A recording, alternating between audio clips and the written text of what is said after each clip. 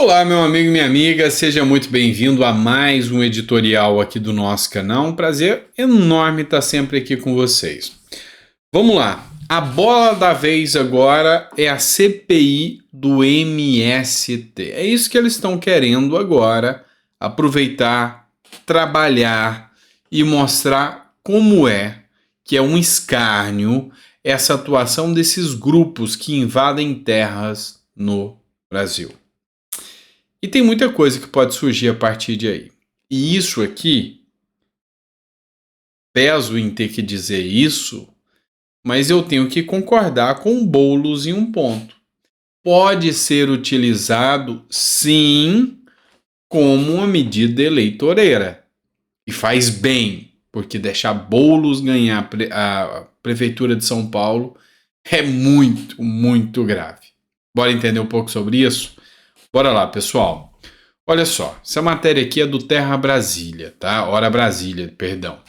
Ricardo Salles sugere possível participação de Guilherme Boulos na CPI do MST para esclarecimentos. Lembrando que Boulos não faz parte da CPI do MST.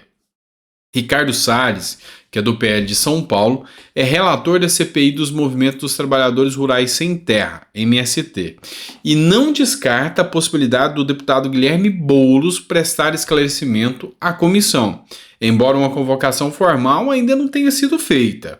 Em conversa com a Folha de São Paulo, o ex-ministro do Meio Ambiente, de Jair Bolsonaro, destacou que o Movimento dos Trabalhadores Sem Teto, que teve papel crucial na trajetória de eleição do Guilherme Boulos, ou seja, de sua trajetória política, está na mira da CPI. O MTST é a versão urbana do MST. O MST nas cidades é o MTST. É exatamente a mesma coisa. Nada nos impede de examinar esses casos que são análogos ao MST. É a mesma coisa, declarou. Então, qual que é a ideia aqui? Vamos lembrar o seguinte, eu tenho que refazer esse posicionamento para você. O Guilherme Boulos concorre à prefeitura da maior metrópole do Brasil. Ele já se quebrou um pouco, está perdendo o apoio do PT porque ele votou contra o calabouço fiscal. Mas ainda não sei o que passa na cabeça do povo de São Paulo, está na frente das pesquisas para a prefeitura. Sei lá o que se passa na cabeça dessa galera. Mas enfim, vamos entender o seguinte.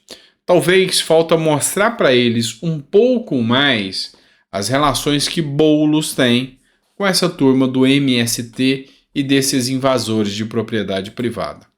Tem que deixar bem claro que o plano diretor da cidade é feito pelo prefeito e pelos vereadores. E que ter um prefeito que vai autorizar o uso do plano diretor, inclusive para liberar, né, vamos dizer assim, facilitar invasões de imóveis públicos, é loucura. Então, se for bem trabalhada, essa CPI do MST vai mostrar para a população de São Paulo quem é Guilherme Boulos. Bora lá, pessoal. Conexão Política traz uma matéria pra gente. CPI do MST também. O Rodolfo Nogueira, que é deputado federal, ele fez um requerimento para convocar o Stedley e o Zé Rainha. Tá? E eu já vou explicar para vocês quem são. O deputado federal Rodolfo Nogueira, membro da CPI do MST, protocolou nesta quinta-feira, de 18, 2 requerimentos de convocação para que João Pedro Stedley, líder do movimento, e José Rainha Júnior, líder da Frente Nacional pela Luta no Campo e Cidade, sejam chamados a prestar esclarecimento. Quem é Stedley? Stedley é o líder do Movimento Sem Terra. Foi ele que convocou o chamado Abril Vermelho, convocando o povo para invadir terra adoidado. Vamos lembrar que o Stedley foi o camarada, companheiro, que foi para a China como conselheiro do Lula. Lembra disso? Pois é, e ele que vem coordenando as invasões de terra no país, essa aberração que é a invasão de terra. é imoral, é ilegal. Ainda que nós precisemos fazer uma reforma agrária. Isso é fato. Que precisa estabelecer aqui o uso das terras improdutivas. Isso é fato. Mas não é uma turminha privada que vai definir o que pode ou o que não pode ser feito, não. Isso aí tem que ter regras, critérios, cautela. Não é assim que funciona. Isso aí se chama terrorismo. E aí, o José Rainha é o cara que resolveu fazer o Carnaval Vermelho aqui em São Paulo. Mas esse foi agraciado, né? Ele foi agraciado com hotel e comida de graça. Aonde? Na penitenciária de São Paulo. A polícia investigou e averigou que o José Rainha, ele extorquia fazendeiros. Pedia de 2 a 3 milhões para sair das terras. E aí agora, ambos serão convocados para prestar esclarecimento na CPI do MST. Mas não podia faltar uma figurinha também bem carimbada. Tinha que ter mais alguém. E aí, o deputado Alfredo Gaspar inovou e inovou com vontade. Chamou o ex-ministro do Supremo Tribunal Federal, Ricardo Lewandowski, para prestar esclarecimento e esclarecer os laços que ele teve com o MST lá na CPI. Já foi beneficiado o MST com decisões do STF? Qual a ligação dele? A imparcialidade do ministro foi afetada por ter ele defendido essas pautas esquerdistas? Tudo isso é definido ou é descoberto através da CPI do MST. E essa eu quero assistir de camarote. Bora lá, pessoal. Júnior Melo Terra fez uma postagem que eu achei interessante aqui e eu quis trazer para vocês. O Júnior Melo, só para vocês saberem, é advogado, jornalista, cristão, pai e esposo dedicado. Faz um jornalismo sério, tá? É o que consta aqui na postagem dele. Paulada. Ministério da Defesa vai pedir dinheiro no Congresso e deputado Ricardo Salles solta o verbo com as Forças Armadas. São caras e ineficientes. Por que eu trouxe isso aqui? Porque muitos de vocês têm vontade de falar algumas coisas a mais para as Forças Armadas. E eu vou colocar aqui o que o Ricardo Salles falou para eles. Prestem atenção.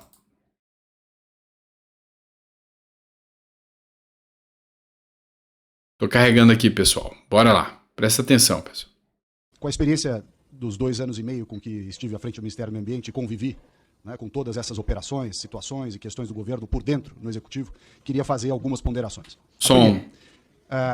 Circulou aqui no Parlamento uma informação de que havia um movimento para acabar com a possibilidade de operações de garantia da lei e da ordem por parte das Forças Armadas. E a experiência que eu tive com as GLOs ao longo dos 2 anos e meio do governo, e depois o que acompanhamos depois, eu manifesto aqui a minha concordância. Eu acho que essas operações de garantia da lei e da ordem têm um custo absurdo, uma efetividade baixíssima, né? Eu presenciei as operações de GLO na Amazônia, foi enxugar gelo o tempo inteiro. Eu me lembro de uma das exposições feitas no Comando Militar do Norte, em que era só slide de cuidado com questão odontológica, plantio de árvore, e não tinha uma operação efetiva de troca de tiro com garimpo ilegal, com invasão de local em plena atividade. A única operação efetiva que foi feita a revelia do planejamento do MD, que foi na Terra Munduruku. Nós só chegamos num lugar onde tinha efetivamente operações porque foi feita uma destinação distinta daquela que tinha sido planejada. Senão, mais uma vez, nós iríamos para um lugar vazio, sem ninguém, só para fazer teatro de guerra.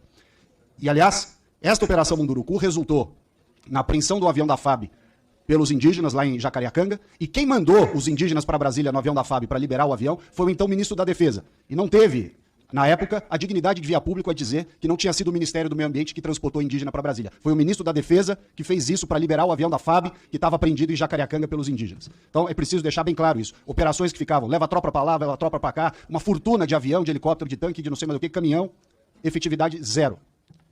Segundo, Artigo 142. Mais uma vez, apoio nosso para a mudança desse artigo 142. Tanto se falou na história de papel moderador, atuação, etc. Não tem papel moderador nenhum, não foi usado e não deve ser usado. Realmente melhor remover o artigo 142. Aliás, com relação a GLOs, lembro aqui que quem desempenhou um papel muito importante lá foi a Força Nacional, junto com a Polícia Federal, o IBAMA e o ICMBio. Essas operações, sim, tiveram muita efetividade em solo, mas só quando a Força Nacional entrou nas operações. Terceiro, com relação à politização das Forças Armadas. Embora o discurso seja de despolitização das Forças Armadas, o que nós estamos vendo é uma tucanização das Forças Armadas. E o general Arruda que o diga, quando foi surpreendido pelos discursos e falas que deram ensejo depois ao seu enfraquecimento à frente do Comando do Exército. Terceiro lugar, guerra cibernética. Não tem algo mais falacioso do que essa história de guerra cibernética. O batalhão, o regimento, seja lá o que for de guerra cibernética, não conseguiu sequer produzir um relatório minimamente decente sobre as urnas eletrônicas. Portanto, não vai fazer guerra cibernética com ninguém. Aliás, o segundo ponto importante foi aquela atuação pífia, para não usar uma outra palavra, do general Dias, G. Dias, no GSI, lá no Palácio do Planalto, no fatídico dia 8 de janeiro. Portanto, demonstra bem a inação, a ineficiência e a falta de pulso com relação. Não bastasse a GLOs que nós presenciamos, esse episódio do GSI fala por si só. Quarto ponto. Essa obsessão com conteúdo nacional, e aqui, senhor presidente, eu peço vênia, entendi bem a sua colocação, muito pertinente, mas peço vênia para dizer que nós estamos aqui há 40 anos gastando os tubos do dinheiro do contribuinte brasileiro com essa história de submarino nuclear, satélite brasileiro, e nunca chega ao destino. É um enterramento de dinheiro sem fim, com essa obsessão de conteúdo nacional, uma mentalidade da época do Geisel. Não tem o menor sentido isso. Nós temos que acabar com esse negócio. Nós estamos enterrando dinheiro que poderia para saúde, educação, transporte, segurança pública. Estamos enterrando dinheiro nessas obsessões de submarino nuclear, de satélite, coisa que o vale. E digo isso com experiência própria de várias outras. Eu fui visitar lá o local do submarino nuclear, fui à base de Alcântara, fui em várias operações, vários lugares. E digo mais, me lembro aqui durante o governo passado que se encerrou, vários membros do governo, e pessoas de fora também, quiseram comprar um fuzil da Imbel, 1 ano para entregar um fuzil. 1 ano. Então quando eu vejo essas apresentações de empresa nacional de defesa, isso é uma piada. A empresa não consegue fazer um fuzil em 1 ano para entregar para as pessoas que queriam comprar. Está aí o satélite que nunca chega, o submarino que nunca recebe, enfim, uma infinidade de recursos públicos gastos nisso. Aliás, me lembro bem, durante as operações de GLO, o centro lá, o Sensipan, que dava as imagens de PRODES e DETER e tudo mais, para nos ajudar, uma demora tremenda na entrega de informações, sendo que a Planet, uma empresa privada, faria 10 vezes mais rápido com um milésimo do custo. Por fim, eu ia comentar aqui do sistema controlado de armas de fogo, mas como agora o novo decreto parece que vai transferir essa incumbência para a Polícia Federal, não preciso gastar tempo com a dificuldade que foi propositalmente criada contra os colecionadores e atiradores pelo Exército Brasileiro. Com relação ao orçamento, para terminar, ao contrário do que se pleiteia aqui, se pleiteia em todos os lugares que a gente vê, eu participei do recurso que foi repatriado do Brasil, da corrupção da Petrobras, e que boa parte ficou com o Ministério da Defesa, sobretudo com o Exército, que era para gastar na defesa da Amazônia, no combate ao garimpo ilegal, ao desmatamento ilegal e tudo mais, e serviu para engordar o caixa do Ministério da Defesa. Que, aliás, é um caixa sem fundo. 124 bilhões de reais, se o número não está desatualizado aqui. Eu me lembro que, apesar desse caixa de 124 bilhões de reais, o Ministério da Defesa teve a pachorra de cobrar do Ministério do Meio Ambiente, cujo orçamento é 3 bilhões. 3. 40 vezes menos do que o Ministério da Defesa. Um sobrevoo de helicóptero Black Hawk, que foi usado lá em Santa Maria, quando foi feitas as operações de meio ambiente lá no Rio Grande do Sul. 1.200.000 reais de sobrevoo de helicóptero. É o fim da picada. Um orçamento que já é gigantesco, que gasta uma fortuna de pessoal. Nós vemos os números estratosféricos que são apresentados aqui, e peço vênia ao general Tomás para citar o caso que foi colocado na imprensa, de 770 mil reais de indenização ao general Tomás quando passou da ativa para a reserva.